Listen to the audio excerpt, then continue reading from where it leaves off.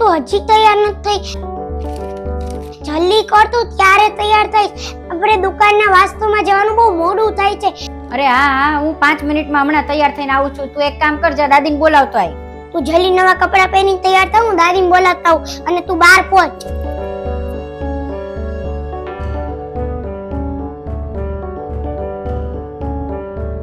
નો બોલાવ્યા દાદીને? મમ્મી દાદી તો નથી ઘરમાં. ક્યાં ગયા દાદી હવારમાં? અરે મમ્મી, દાદી હવારે મંદિરે ગયા, ઈ તને કઈ તો ગયા તા, તું ભૂલી ગઈ. એટલે હા કા, આ પુરુષોત્તમ મહિનામાં મંદિરે ગયા હશે. એટલે પણ બહુ વાર લાગી. મંદિરે તો 10 મિનિટ થાય પહોંચતા, 10 મિનિટ આવતા. તો આટલી બધી વાર કેમ લાગી? હા મમ્મી, પણ દાદી તો હજી આવ્યા જ નથી.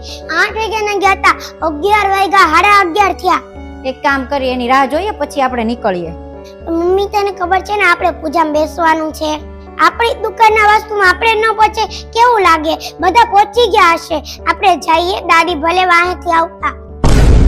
ના ના, એવું ન કરાય. દાદીને અહીં કાંઈ ઘરે મૂકીને નથી જવાય, એને એકલા મૂકીને ન જવાય. અને આપણું સારું કામ છે. સારા કામમાં તો મા બાપ હંમેશા આગળ જ હોય ને, એના આશીર્વાદ જોઈએ આપણે.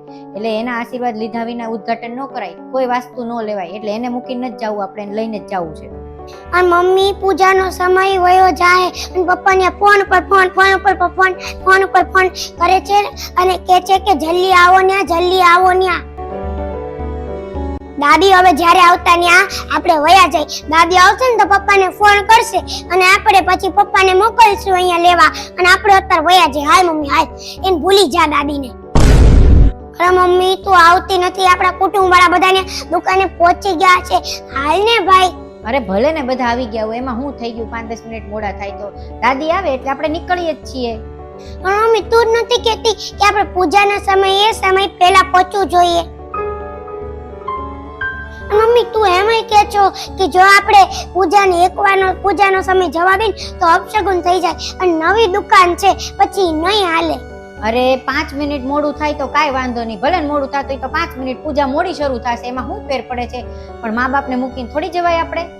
અને અત્યારે આપણે નહીં પહોંચીએ અને પૂજાનો સમય વયો જાય અને અપશગુન થઈ જાય તો પછી આપણી નવી દુકાન એક વારે ધંધોય નહીં થાય અને હાલશે નહીં. ભલે મુહૂર્ત વયું જાતું, ભલે ગમે એ થતું, ભલે મારી દુકાન ન હાલતી તો કાંઈ વાંધો નહીં. મારે દુકાન જરૂરી નથી, મારે એનું ઉદ્ઘાટન કે પૂજા જરૂરી નથી. મારે પહેલા માતા પિતા જરૂરી છે, એના આશીર્વાદ જરૂરી છે. એના આશીર્વાદ હશે ને તો ગમે એવી દુકાન હાલશે, અને એના આશીર્વાદ હોય ને તો પછી એકેય મુહૂર્ત કે પૂજાની જરૂરત જ ન પડે. આ તો ઠીક છે કે લોકો કરે છે એટલે આપણે કરીએ છીએ. અને મમ્મી, એ બધું છોડ. અત્યારે આપણે દાદી જરૂરી નથી. અત્યારે આપણે ધંધો અને દુકાન હાલે ઈ, નવી દુકાન અને પૈસા, આ 4 વસ્તુ જરૂરી છે. એટલે હાલ તું. અને તું મને એક વાત કહે, તે નવી દુકાન કરી હોય અને એનું ઉદ્ઘાટન ને એની પૂજા ને વિધિ હોય તો એમાં હું ન આવી હોય તો તું એ પૂજા ને વિધિ ને શરૂ કર, એનું ઉદ્ઘાટન તું કર. હા મમ્મી, વાત તો સાચી છે. આપણે નવી દુકાન કરી હોય અને તું ન આવી હોય તો હું થોડી ઉદ્ઘાટન કરું. આપણે દાદીને મૂકીને ન જવું જોઈએ. હા મમ્મી, વાત તો સાચી છે. અત્યારે આપણે દાદી જરૂરી છે, પૈસા, ધંધો અને નવી દુકાન નહીં.